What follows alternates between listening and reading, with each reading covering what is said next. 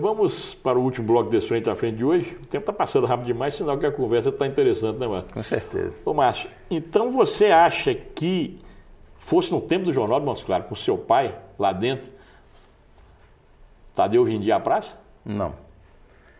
Eu tenho absoluta certeza que não venderia a praça. Você citou no bloco anterior o nome do prefeito Moacir Lopes. Moacir Lopes, além de ter todos os recursos, toda a pompa, todo o aparato, o poder que um prefeito tem, ele era um homem violento. E ainda assim a gente peitava em nome da verdade, em nome da notícia. Dos interesses de Montes Claros. Exatamente, dos interesses da cidade. E nós tínhamos sucesso nesse esforço. Ô Marcelo, sabe uma coisa? Eu hoje fazendo um exame de consciência, e eu leio muitas coisas antigas que eu escrevi, eu chego à conclusão que o Moacir foi até um bom prefeito, comparado com os últimos que nós tivemos por aí. Tirando, né, a violência dele, tirando ele foi um bom a violência prefeito, dele, administrativamente. Ele foi um dos pioneiros, se eu não me engano, no asfalto. Esse asfalto do centro da cidade, que foi feito em cima do Paralelepípedo, foi todo ele que fez. Exatamente. Então, assim, ele teve realmente um legado A positivo. concessão foi da água e esgoto de Montes Claros foi entregue para a Copasa na gestão dele. Na gestão. A taxa de iluminação pública que serviu muito a Montes Claros e aos outros prefeitos, foi ele que criou também. O próprio hospital, que hoje é o Haroldo que na época nós fomos contra a venda do hospital, porque ele estava vendendo o próprio hospital dele para o município. Hoje é um hospital que serve muito a comunidade. Foi uma situação inversa. Ele estava vendendo o que era dele para o município. Hoje nós temos um prefeito vendendo o que é do município, Deus sabe para quem. Para quem, É uma situação interessante, né? Uma coisa que eu queria conversar com você é sobre seu pai. Ele, pouco antes de morrer, eu tive o prazer de ler um livro de poesia que ele estava terminando. Vocês vão publicar esse livro? Essa tarefa, que por sinal foi uma coisa que eu até não entendi bem, que eu nunca imaginei seu pai como poeta. E ao ler as poesias dele, eu descobri um grande poeta, viu? Ele era um grande poeta. Com certeza. Com aquela sisudez toda dele. Exato. Ele tinha, entre outros talentos, ele tinha dois dons. Um era como articulista. Modéstia às favas, eu acho que meu pai foi um dos grandes articulistas da imprensa nacional. Para mim, Montes Claros teve dois excepcionais, foi ele e Júlio Melo Franco. Iguais não vão aparecer, não vai aparecer mas nunca não mais. faria feio no cenário nacional. Não, de forma nenhuma. E a veia poética dele, eu não conhecia. Desde sempre, porque eu me recordo, eu ainda criança e de vez em quando percebendo esse aspecto nele, de ter esse gosto pela poesia. Eu tive o privilégio, Jorge, de nascer num ambiente que, quando eu me dei por gente, eu estava dentro da redação do jornal, dentro da oficina do jornal, ou então dentro da biblioteca do meu pai. Então, desde criança, eu leio muito, e isso é um privilégio. Você teve o privilégio de conviver com dois jornalistas excepcionais, que foi seu pai e o Valdir. E Valdir, mas assim, por ocasião do... Nós fomos privilegiados, viu? Porque eu nasci no jornalismo pelas mãos de Júlio Melo Franco, que para mim era uma pessoa com certeza, de uma cultura que eu não sei como é que ele conseguiu em tão pouco tempo de vida uma cultura semelhante, viu? Eu acho que são pessoas predestinadas, né? Agora, a questão da publicação do livro, por ocasião do funeral do meu pai, né, o Dr. Oswaldo, eu sempre chamei ele Dr. Oswaldo.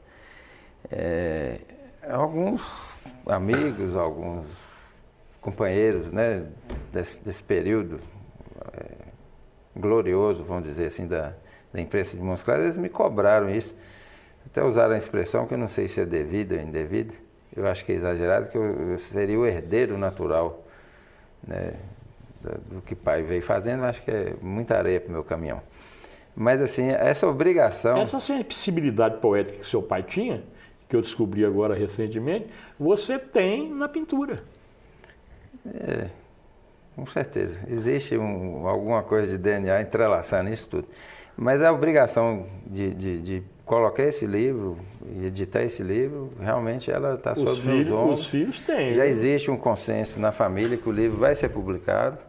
O livro já estava praticamente pronto, ele estava trabalhando em detalhes da capa.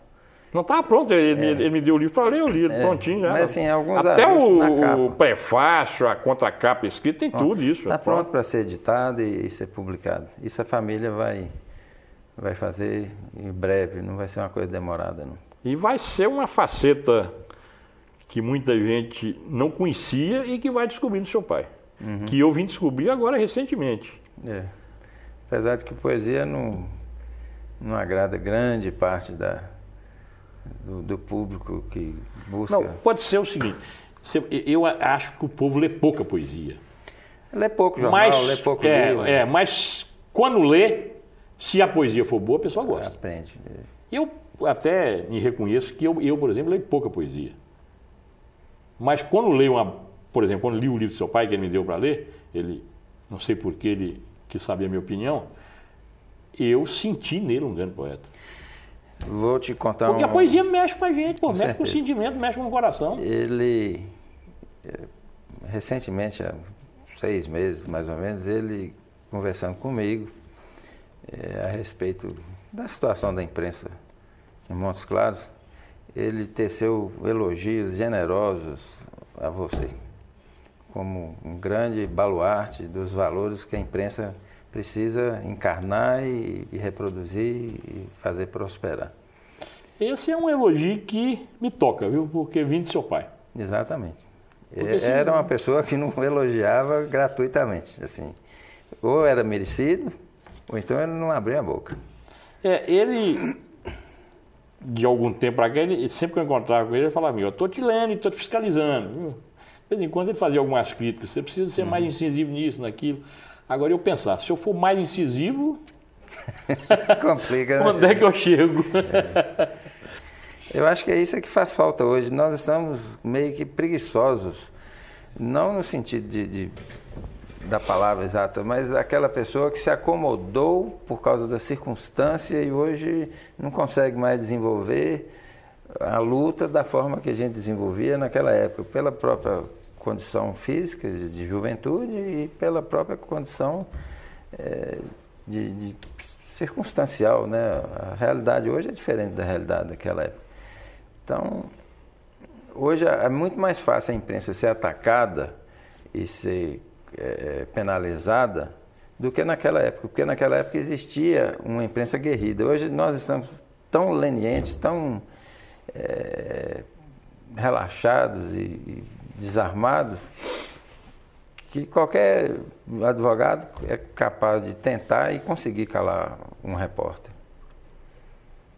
Mas por que isso acontece? Porque as pessoas que militam dentro da imprensa foram permitidas que as coisas se caminhassem para essa situação.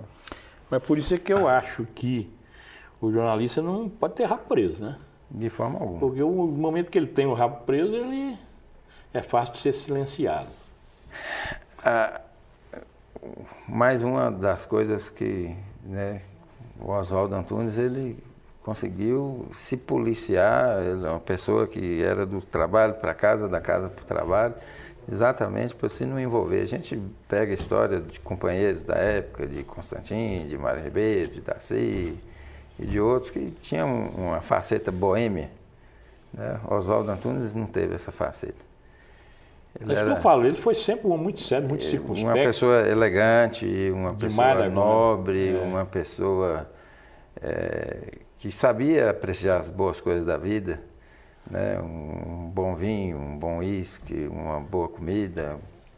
Ele tinha um dom, um talento para cozinhar, que era uma coisa maravilhosa. Mas eu concordo com seu pai. Eu acho que a gente que escreve e que critica, a gente tem que ter uma conduta de vida, você entendeu?